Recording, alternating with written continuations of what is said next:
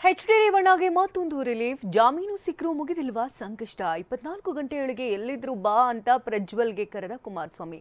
ಸರ್ಕಾರದ ವಿರುದ್ಧ phone tapping bomb. ಎಲ್ಲ ಸುದ್ದಿಗಳನ್ನು ನೋಡೋಣ ಪೆನ್ ಡ್ರೈವ್ ಫೈಟ್ ನ್ಯೂಸ್ ಟಾಪ್ನಲ್ಲಿ.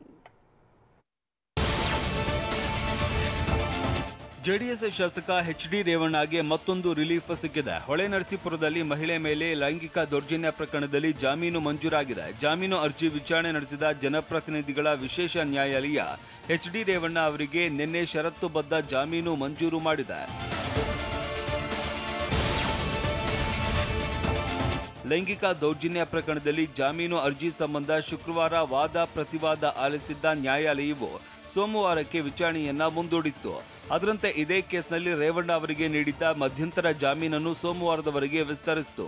ಸೋಮವಾರಕ್ಕೆ ಆದೇಶ ಕಾಯ್ದಿರಿಸಿದ್ದ ಕೋರ್ಟ್ ಜನಪ್ರತಿನಿಧಿಗಳ ವಿಶೇಷ ನ್ಯಾಯಾಲಯ ನಿನ್ನೆ ಎಚ್.ಡಿ. ರೇವಣ್ಣ ಅವರಿಗೆ ಜಾಮೀನು ಕಲ್ಪಿಸಿದೆ. 42ನೇ ACMM court judge J. Preet ಅವರು ಜಾಮೀನು ನೀಡಿದ್ದಾರೆ. ನಿಮ್ಮ ಉಬ್ಬಿದ ರಕ್ತನಾಳಗಳ ಸಮಸ್ಯೆಗೆ ಎವಿಸ್ ಆಸ್ಪತ್ರೆಯಲ್ಲಿ ಕೇವಲ 30 ನಿಮಿಷದ ಲೇಸರ್ ಚಿಕಿತ್ಸೆಯೊಂದಿಗೆ ಮುಕ್ತಿ ಹೊಂದಬಹುದು. ಹೆಚ್ಚಿನ ವಿವರಗಳಿಗಾಗಿ ಸಂಪರ್ಕಿಸಿ 8088837300. ಹೊಳೆನರಸೀಪುರ ಪೊಲೀಸ್ ಠಾಣೆಯಲ್ಲಿ ಶಾಸಕ ಎಚ್.ಡಿ. ರೇವಣ್ಣ ಹಾಗೂ ಸಂಸದ ಪ್ರಜ್ವಲ್ ರೇವಣ್ಣ ವಿರುದ್ಧ ಲೈಂಗಿಕ ದೌರ್ಜನ್ಯ ಪ್ರಕರಣ ದಾಖಲಾಗಿತ್ತು. ಅದಾದ ಬಳಿಕ ಸಂತ್ರಸ್ತೆಯ ಹೇಳಿಕೆ ಆಧರಿಸಿ ಪೊಲೀಸರು ಎಫ್ಐಆರ್ನಲ್ಲಿ ಪ್ರಜ್ವಲ್ ರೇವಣ್ಣ ವಿರುದ್ಧ ಐಪಿಸಿ 376ರ ಅಡಿಯಲ್ಲಿ ಅತ್ಯಾಚಾರ ಪ್ರಕರಣವನ್ನು ದಾಖಲಿಸಿದ್ದರು. ಈ ಕೇಸ್ನಲ್ಲಿ ಎಚ್.ಡಿ. ರೇವಣ್ಣ ಅವರು 1ನೇ ಆರೋಪಿಯನ್ನಾಗಿಸಲಾಗಿತ್ತು. ರೇವಣ್ಣಗೆ ಬೆಂಗಳೂರಿನ 42ನೇ ಎಸಿಎಂಎಂ ನ್ಯಾಯಾಲಯವು ಜಾಮೀನು ನೀಡಿರುವುದನ್ನು ಎಸ್ಐಟಿ ಕರ್ನಾಟಕ ಹೈಕೋರ್ಟ್ನಲ್ಲಿ ಪ್ರಶ್ನೆ ಮಾಡಬಹುದಾಗಿದೆ.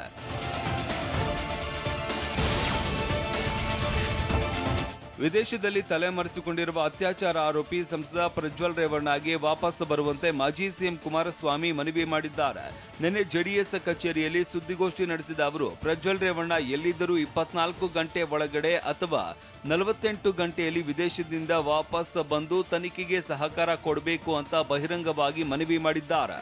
ಎಲ್ಲೇ ಇದ್ರು ನೀನು ತಕ್ಷಣ ಬಂದು ಎಸ್ಐಟಿ ತನಿಖೆಗೆ ಸಹಕಾರವನ್ನು ಕೊಡ್ತಕ್ಕಂಥ ತೀರ್ಮಾನ ಮಾಡೋದು ಅಂತೇಳಿ ಒಂದು ಬಹಿರಂಗವಾಗಿ ಮನವಿ ಮಾಡಿ ಅಂತೇಳಿ ನಮ್ಮ ತಂದೆಯವರು ನನ್ನ ಮನವಿ ಮಾಡಿದ್ದಾರೆ. ಪ್ರಜ್ವಲ್ ಎಲ್ಲಿದ್ರೂ ಎಸ್ಐಟಿ ಮುಂದೆ ಹಾಜರಾಗುವುದಕ್ಕೆ ಮನವಿ ಮಾಡುವಂತೆ ಎಚ್.ಡಿ. ದೇವೇಗೌಡರ ಬಳಿನೂ ಕೇಳಿಕೊಂಡಿದ್ದೇನೆ ಅಂತ ಕುಮಾರಸ್ವಾಮಿ ಸುದ್ದಿಗೋಷ್ಠಿಯಲ್ಲಿ ತಿಳಿಸಿದ್ರು. ಪ್ರಜ್ವಲ್ ಯಾಕೆ ಹೆದರಬೇಕು? ದೇಶಕ್ಕೆ ವಾಪಸ್ ಬಂದು ತನಿಖೆಗೆ ಸಹಕಾರ ಕೊಡಬೇಕು. ಎಷ್ಟು ದಿನ ಕಳ್ಳ ಪೊಲೀಸಾಟ? ದೇವೇಗೌಡರ ರಾಜಕೀಯ ಬದುಕಿನ ಗೌರವ ಉಳಿಸೋದಕ್ಕೆ ಪ್ರಜ್ವಲ್ ಎಲ್ಲಿದ್ದರೂ 48 ಗಂಟೆಯಲ್ಲಿ ವಾಪಸ್ ಬರಲು ಮನವಿ ಮಾಡ್ತೇನೆ ಅಂತ ಹೇಳಿದ್ರು.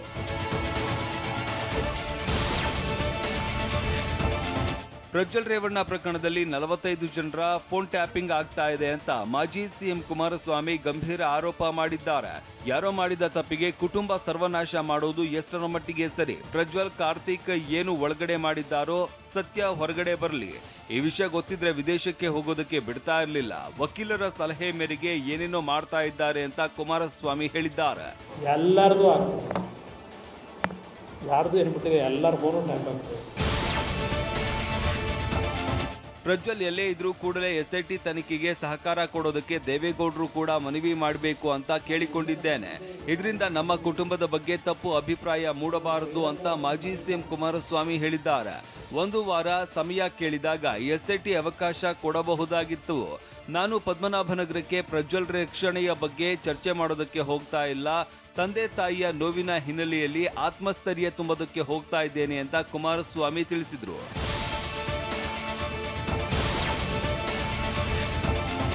ಎಲ್.ಆರ್. ಶಿವರಾಮೇಗೌಡ ಮತ್ತು ಡಿಕೆಶಿ ದೇವರಾಜೇಗೌಡ ನಡುವಿನ ಆಡಿಯೋ ಸಂಭಾಷಣೆ ಕುರಿತು ಪ್ರತಿಕ್ರಿಯಿಸಿದ ಕುಮಾರಸ್ವಾಮಿ, ಡಿಕೆಶಿ ಪಾತ್ರ ಇದರಲ್ಲಿ ಇದೆ. ಶಿವರಾಮೇಗೌಡ ಮತ್ತು ಡಿಕೆ ಶಿವಕುಮಾರ್ ಇಬ್ಬರ ವಿರುದ್ಧವೂ ಪ್ರಕರಣ ದಾಖಲು ಮಾಡಬೇಕು. ವಿಡಿಯೋದ ಅಸಲಿ ಎತ್ತು ತನಿಖೆಯಿಂದ ಹೊರಬರಬೇಕು. ಸಂತ್ರಸ್ತ ಮಹಿಳೆಯರು ಮಾನಸಿಕವಾಗಿ ಕುಗ್ಗಬೇಡಿ. ಪ್ರಜ್ವಲ್ನಿಂದ ತಪ್ಪಾಗಿದ್ದರೆ ದಯವಿಟ್ಟು ಅಂಜಬೇಡಿ ಅಂತ ಕುಮಾರಸ್ವಾಮಿ ಹೇಳಿದ್ರು.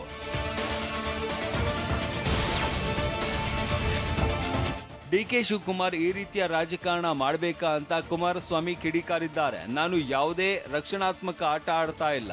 ಉಪ್ಪು ತಿಂದವರು ನೀರು ಕುಡಿಯಲೇಬೇಕು ಎಂಬ ಮಾತಿಗೆ ಬದ್ಧನಾಗಿದ್ದೇನೆ. ಆದರೆ ಪ್ರಕರಣದ ಮತ್ತೊಂದು ಆಯಾಮದ ಬಗ್ಗೆ ಚರ್ಚೆ ಆಗಬೇಕು ಅಂತ ಕುಮಾರಸ್ವಾಮಿ ಒತ್ತಾಯಿಸಿದ್ದಾರೆ. ಕರ್ಕೊಂಡ್ಬಂದವ್ರು ಯಾರು ಅನ್ನೋದು ಗೊತ್ತಿದೆ. ಕರ್ಕೊಂಡು ಬಂದು ಧೈರ್ಯವಾಗಿ ಹೇಳಿಸಿದ್ದೀವಲ್ಲ.